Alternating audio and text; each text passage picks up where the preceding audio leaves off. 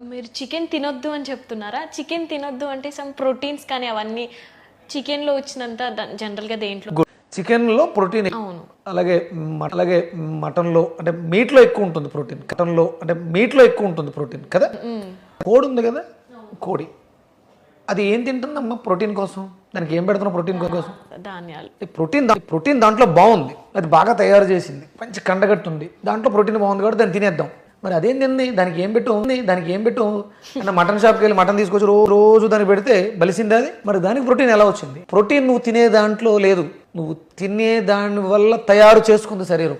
కోడి తన ప్రోటీన్ని తను తయారు చేసుకుంది, నువ్వు సోమరిపోతులాగా కోడిని తినేస్తున్నావు తయారు చేసుకోవడం చేతగాక. ప్రోటీన్ ఇవ్వకూడదు, ప్రోటీన్కి కావలసినటువంటి కృతులు ఇవ్వాలి, మెటీరియల్ ఇవ్వాలి. అవి మన దాంట్లో డైరెక్ట్గా ఇందులోనూ ఉండవు. మాంసపు కృతులు ఉన్నటువంటిది కందిపప్పు, పప్పుల్లో ప్రోటీన్స్ తయారీకి కావాల్సినవి ఉంటాయి. మేకలో ఉందని చెప్పేసి మేక